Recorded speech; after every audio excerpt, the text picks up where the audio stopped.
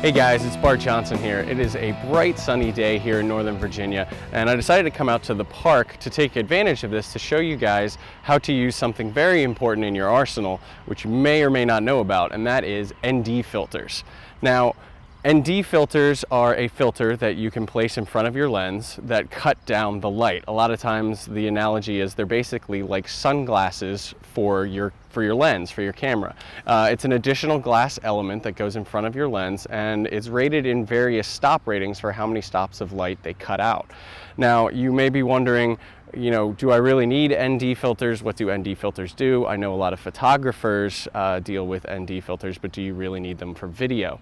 And the answer is yes. They're extremely important for video, especially if you're shooting on something like I am right now on a DSLR. I'm shooting on my 5D Mark III. I'm out here in open sunlight, and an ND filter is the only reason that I'm able to achieve this shallow depth of field and get a nice soft background, like this right here, so ND filters allow me to achieve that.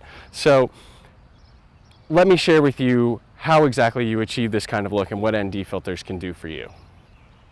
So here we are. We have the exact same setup, exact same camera, exact same lens, exact same sunlight. Nothing has changed, but obviously this shot looks a lot different than the previous one. If you look over here, the goal back here is really in focus and can kind of be distracting to my shot. The shot doesn't look quite as good. So in order to achieve that blurry, shallow depth of field, blown out background kind of look, like I said, you're going to want to use one of these, an ND filter. I just took this off of my camera, and when I took this off, I had to stop down my lens because there was too much light coming in. So I had to stop down from T1.5 that I was at before all the way down to about T11. Now, the way depth of field works is as you increase your f-stop or t-stop, your aperture gets smaller and smaller, letting in less light, which creates a deeper depth of field, meaning more will be in focus. That's why I'm in focus, and all of the elements in the background are also in focus. This is not always the look you want to achieve. Sometimes you really want to be able to open that aperture up as much as you can and shoot at something like a 2.8 or lower, so that you can get that blurry background look. Now, ND filters will allow you to control the light very specifically so that you can get that.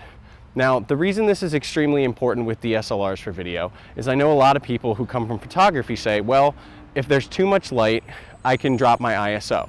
Well, right now I'm shooting at ISO 100, the lowest ISO that the Canon 5D Mark III can achieve. Okay, well then I can play with my shutter speed. That's where video and photography differ. With video, what you want to do is you want to obey what's called the 180-degree rule. Basically, this means whatever your frame rate is, you basically double that, and that becomes your shutter speed in order to achieve motion that looks more cinematic and doesn't look hyper-realistic. So what this means is if you're shooting at 24 frames, you're going to want to be at 1/48 ideally, but with DSLRs, they can't do that, so you go with 1/50. However, I'm shooting for YouTube right now, so I'm going to shoot at 30p, 30 frames per second. So my shutter speed is at 1/60. Now, I can't change that. I want this look, I want the motion to look like this. It has the right amount of motion blur. So that is out of the equation, and it can no longer bump up my shutter speed in order to cut down on the light to get properly exposed. So the only thing left is to add an ND filter. So what you can do is you can get various types of ND filters. There are ones that come with preset ratings for stops that you screw on, and they'll remove that amount of light.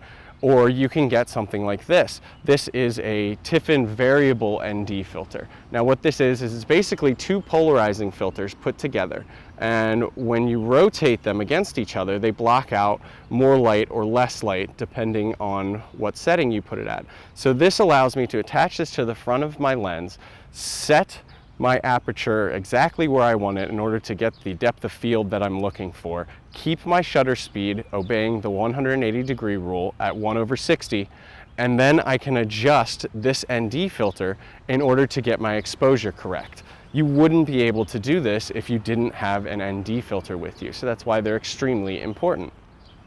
Now, This is mainly for DSLRs, but it also does apply to larger, more professional video cameras.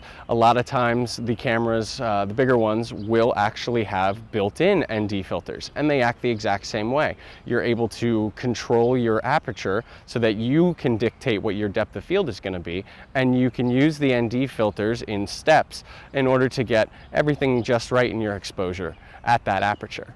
Another solution for really big cameras that don't have built-in ND filters, which some of them don't, is a matte box solution. This is one of the things that matte boxes are made for. They're not just there to make you look really cool and really professional. A matte box also can take square filters that can drop in. A lot of times what they add are ND filters.